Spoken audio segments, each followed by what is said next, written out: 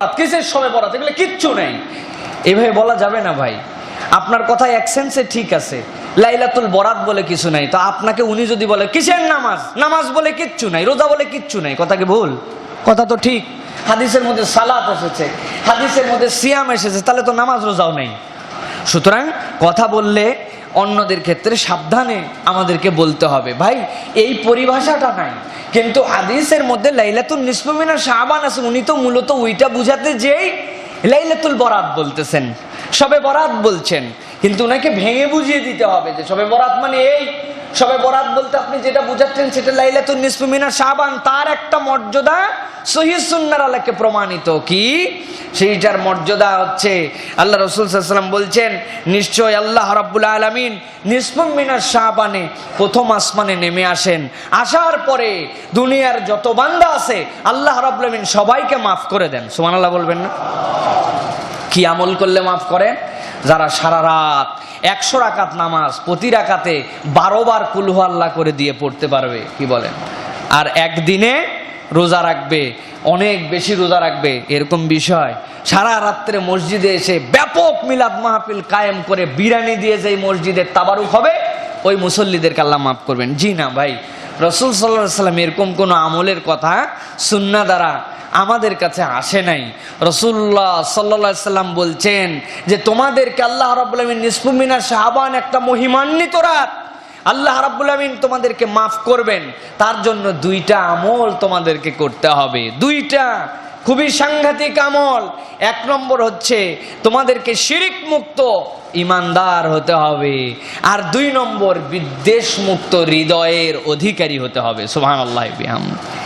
শিরিক মুক্ত ঈমান সবচেয়ে বড় আমাদের ঝামেলার বিষয়, যেটা রাসূল সাল্লাল্লাহু আলাইহি ওয়াসাল্লাম এখানে সেটা সমাধান করে দিয়েছেন।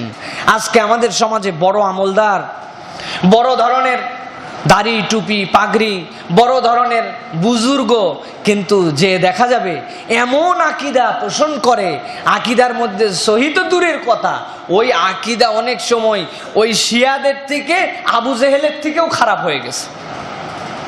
আবু জেহেলের থেকেও খারাপ আকীদা নিয়ে আসে, কিন্তু নামাজি। আবু জেহেলের থেকে খারাপ আকীদাধারী, উনি রোজা করছে, মেলা কয়েকবার হজও করছে কাবা ঘরে যে, কিন্তু আকীদার অবস্থা খুব খারাপ। এই জন্য আল্লাহ রাসূল সাল্লাল্লাহু আলাইহি ওয়াসাল্লাম বলছেন আকীদাটা আগে সহি করো। প্রিয় ভাইয়েরা, আমাদের সমাজে সবচেয়ে বড় ঝামেলা যেটা, সেটা হচ্ছে আমাদের আকীদা। আমরা আকীদা বুঝি না। আমরা মনে করছি আমানতু বিল্লাহি ওয়া মালাইকাতিহি ওয়া কুতুবিহি ওয়া রুসুলিহি, আল্লাহর প্রতি ঈমান আনতে হবে, রাসূলের প্রতি ঈমান আনতে হবে। আনছি তো, আল্লাহর প্রতি ঈমান আনছে, আল্লাহ আছে একজন, বিশ্বাস করছি না আমরা? আল্লাহ কোথায় আছেন? সদা সর্বত্র আল্লাহ বিরাজমান। কি বলেন? এটা আমাদের আকীদা না? বইয়ের মধ্যে আছে, ক্লাস 5 এর বইয়ের মধ্যে। আমেরিকা থেকে গত পরশুদিন আমাকে ফোন করছে একজন, যে হুজুর আমার এক ভাতিজা পড়ে এইরকম ক্লাস 6 এর মাদ্রাসা না কিসের বইয়ের মধ্যে আকাইদ ও ফিকহ শিক্ষার মধ্যে লেখা আছে আল্লাহ রাব্বুল আলামিন নিরাকার এবং সদা সর্বত্র বিরাজমান। বলেন সুবহানাল্লাহ। আরে অনেকে সুবহানাল্লাহ বলছে, দেখছেন? তাও প্রিয় ভাইয়েরা, আল্লাহর প্রতি ঈমান এনে ফেলছি। আল্লাহ কেমন, কোথায় অবস্থান তার, তার কাছে হাইসিয়াত কি, এগুলো কোনো আকীদার সম্বন্ধে। আল্লাহর প্রতি ঈমান আনছি, রাসূলের প্রতি ঈমান আনছি। কি বলে? মুহাম্মাদুর রাসূলুল্লাহ সাল্লাল্লাহু আলাইহি ওয়াসাল্লাম, তিনি আমাদের নবী, তিনি আমাদের রাসূল, তিনি আখেরি রাসূল, ঈমান এনে ফেলাইছে। কিন্তু ওনাকে যদি বলা হয় নবী করিম সাল্লাল্লাহু আলাইহি ওয়াসাল্লাম কেমন, তার প্রতি কি আকীদা হবে, এ আবার কি আকীদা? একজন বলছে নবীজি সদা সর্বত্র হাজির, সব জায়গায়। নবী করিম সাল্লাল্লাহু আলাইহি ওয়াসাল্লাম গায়েব জানেন, এত বড় নবী, সর্বকালের সর্বশ্রেষ্ঠ সকল ইমামুল মুরসালিন, উনি গায়েব না জানলে উনার স্ট্যাটাস থাকে? নবী করিম সাল্লাল্লাহু আলাইহি ওয়াসাল্লামকে যেমন তেমন নাকি? উনি হচ্ছে নূর, রব্বুল আলামিন জাতের নূর থেকে উনি সৃষ্টি। বলুন সুবহানাল্লাহ। এই দেখছেন, আবার সুবহানাল্লাহ বলছে। এই ওয়াজ আমাদের দেশে আছে প্রিয় ভাইয়েরা। সুতরাং রাসূলের প্রতি কিভাবে ঈমান হবে তার একটা বর্ণনা আছে, মালাইকার প্রতি ঈমান কেমন হবে তার একটা বর্ণনা আছে, পরকালের প্রতি বিশ্বাস কেমন হবে তার একটা বর্ণনা আছে। আহলে সুন্নাত ওয়াল জামাতের আকীদার ক্ষেত্রে সুন্দর করে এগুলার মানদণ্ড বর্ণনা করা আছে। আমরা শুধু আছে, আমি মনে করছি আমার আকীদা একদম মজবুত আকীদা আছে, উনার আকীদা আসলে এমন খারাপ অবস্থায় আছে যে অনেক ক্ষেত্রে আবু জাহেলের আকীদা এর চেয়ে ভালো ছিল। প্রিয় ভাইয়েরা। সুতরাং প্রিয় ভাইয়েরা, মনে কষ্ট নিয়েন না, এইটার নাম আকীদা। এই জন্য রাসূল সাল্লাল্লাহু আলাইহি ওয়াসাল্লাম বলছেন, নিসফু মিনাশ শাবান যখন আসবে, এই রাত্রে তোমাকে একটুকু দোয়া করতে হবে না, একবারও আল্লাহর কাছে ফরিয়াদ করতে হবে না, আল্লাহর কাছে মাপ চাইতে হবে, এরকম ওই হাদিসের মধ্যে নাই। আল্লাহ বলতেছেন তোমার অবস্থান দেখবো দুইটা কোয়ালিটিতে তুমি পাশ করে গেছো, তুমি অটো সিলেক্টেড হয়ে যাবে। তার মধ্যে 1 নম্বর হচ্ছে তোমার ঈমানটা বিশুদ্ধ হবে, শিরক থাকবে না, আকীদা সহি থাকবে। আর 2 নম্বর, তোমার অন্তরটা বিদ্বেষ মুক্ত থাকবে। এই 2টা আমল যার মধ্যে থাকবে, আল্লাহ রাব্বুল আমিন নিসফু মিনাশ শাবানে অটোমেটিক ওই বান্দার সকল গুনাহ খাতা মাফ করে দিবেন। সুবহানাল্লাহ। সুতরাং কে বলেছে যে লাইলাতুল বরাত যেটা বলছি নিসফু মিনাশ শাবানের মর্যাদা নাই, এটা বললে হবে না। মর্যাদা আছে, কিন্তু সেই মর্যাদা রাসূল সাল্লাল্লাহু আলাইহি ওয়াসাল্লাম যেভাবে বলেছেন সেভাবে আছে। এরপরে একটা হাদিস, যে হাদিসটা আমাদের সমাজে অনেক প্রচলিত, অনেকেই জিজ্ঞাসা করে হুজুর এটা তো বুঝলাম আমল নাই, হাদিসে কি আমলের কোনো বর্ণনাও নাই? প্রিয় ভাই, সমাজে খুব প্রচলিত এই হাদিসটা, ইজা কানাত লাইলাতুন নিসফু মিন শাবান ফাকুমু লাইলাহা ওয়া সুমু নাহারাহা ফাইন্নাল্লাহা ইউনাজ্জিলু ফিহা লিগুরুবিশ শামস। হাদিসের মধ্যে আসছে যে তোমরা যখন নিসফু মিনাশ শাবান পাবে, দিনের বেলা রোজা রাখো, রাত্রেবেলা সালাত আদায় করো। কিন্তু এই হাদিসের সনদের মধ্যে ইবনে আবু সাবা নামে একজন ব্যক্তি আছেন, যার ব্যাপারে ইমামুল মুহাদ্দিসিন ইমাম বুখারী রাহমাতুল্লাহ বলছেন এই হচ্ছে কাজ্জাব, এই হচ্ছে মিথ্যাবাদী। সুতরাং এই হাদিস তিনি গ্রহণ করেন নাই। যদিও অনেকগুলো হাদিস আসছে, এই হাদিসটার মধ্যে এরকম বর্ণনা ছাড়াও আরো অনেকগুলা সাজ, কোনোটা হাসান লি গায়রিহি, এইরকম পর্যায়ের 7-8টা রিওয়ায়াত যখন এক জায়গায় হয়, তখন বোঝা যায় যে বিভিন্ন ক্ষেত্র থেকে যখন আসছে। ছোট ছোট ড্রেন, বড় ড্রেন না, ময়লা পানি আসছে, কোনোটার মধ্যে একটু ময়লা সহ কম ময়লা, কোনোটা ব্যাকটেরিয়া যুক্ত, সবগুলোর মধ্যে দোষ আছে, কিন্তু অনেকগুলা থেকে যখন আসছে তখন বোঝা যায় এর গোড়ায় কোনো একটা জায়গায় নিশ্চয় এরকম একটা হাউস আছে যেখান থেকে এইগুলো আসছে। মুহাদ্দিসিনে কেরাম এই জন্য অনেকগুলি সাজ, হাসান লি গায়রিহি, কিছু কিছু সমস্যার রাবি সহ যখন অনেক রিওয়ায়াত পেয়েছেন, তখন তারাও বলেছেন এর দ্বারা আমাদের কাছে প্রমাণ হয় যে এই দিন ব্যক্তিগতভাবে দিনের বেলা কেউ ইচ্ছা করলে রোজা থাকতে পারে, আর রাত্রিবেলা কিছু সালাত সে আদায় করতে পারে। প্রিয় ভাইয়েরা, কিন্তু এখানে দ্বিতীয় যে প্রসঙ্গ সেটি হচ্ছে অনেকগুলা হাদিস এসেছে যেইগুলার ব্যাপারে মুহাদ্দিসরা বলছেন একদম আল ওয়াদউ ফিল হাদিস ওয়াল হাদিসিল মাওদুআতিল মুশতাহিরার মধ্যে এগুলো হাদিস আসছে যে এইগুলো একদম নিরেট মিথ্যা কথা, ওয়াইজদের বানোয়ার। যে ওই রাত্রে নামাজ তো পড়তে বলা হয়, এখন নামাজটা কেমনে পড়বে, নামাজ কিভাবে পড়বে? 1 রাকাতের মধ্যে আসছে সূরা ফাতিহার পরে 10 বার ইখলাস পড়তে হবে, 100 রাকাত নামাজ পড়তে হবে, 70 রাকাত পড়তে হবে। এইগুলা যত হাদিস, যত এইগুলা সব ম্যাক্সিমাম এগুলা বানানো জাল, আর 2-1টা আছে ভুয়া সনদ।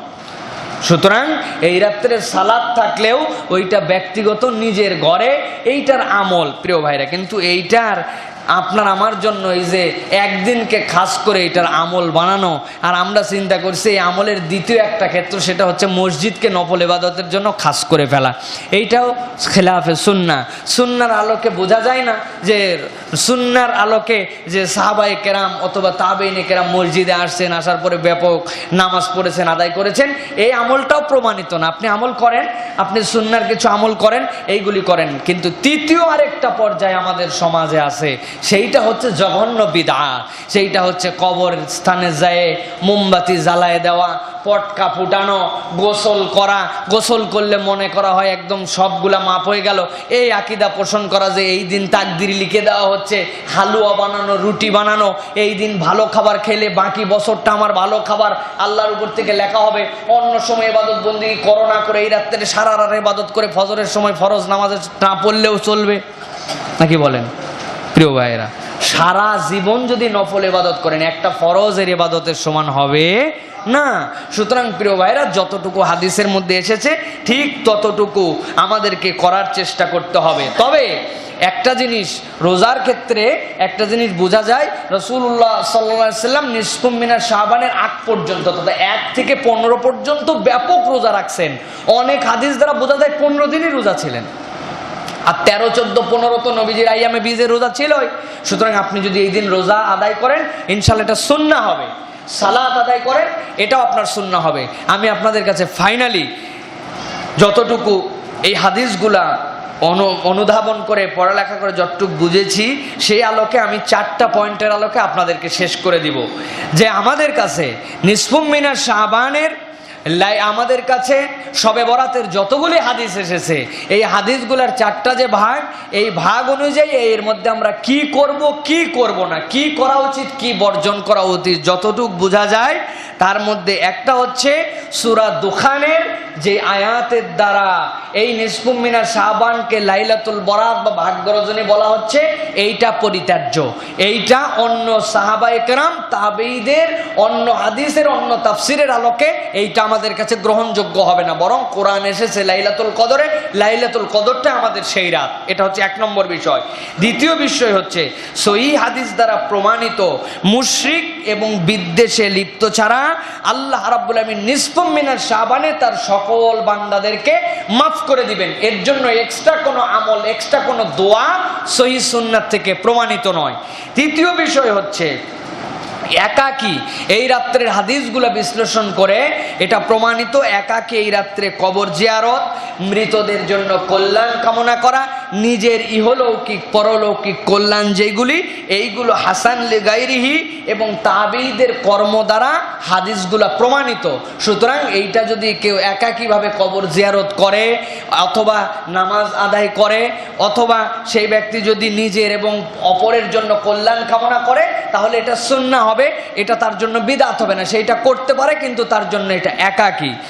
তৃতীয়ত দলগতভাবে মসজিদে অথবা কোনো মহল্লায় অথবা কোথাও বিরাট বড় ইবাদত বন্দিগি সারা রাত ব্যাপী অমুক সূরা দিয়ে অমুক রাকাত দিয়ে নফল নামাজ নফল অমুক তমুক ইবাদত বন্দিগির যা বর্ণনা আসছে এইগুলা সহিহ সুন্নাহ দ্বারা প্রমাণিত নয়।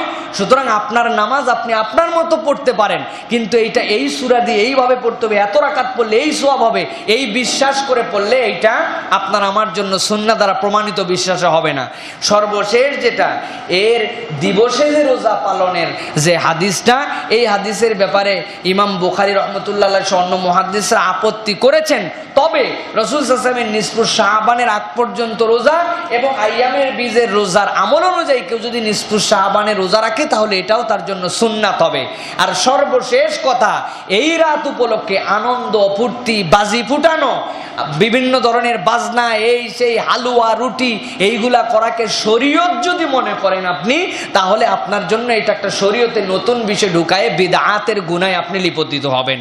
সুতরাং নিসফুম মিনাশ শাবান যেটা হাদিসের মধ্যে এসেছে যতটুকু এসেছে ততটুকু অনুযায়ী আমরা এটা আমল করার চেষ্টা করব। আল্লাহ রাব্বুল আলামিন আমাদেরকে সুন্নাহ অনুযায়ী সুন্নাহ বুঝে আমল করার তৌফিক দান করুন। সকলে বলে আল্লাহুম্মা আমিন। বিদআত এবং শিরিক থেকে আমাদেরকে দূরে রাখুন আল্লাহ রাব্বুল আলামিন, সেই অন্তর আমাদেরকে যেন দান করেন, বলেন আল্লাহুম্মা আমিন।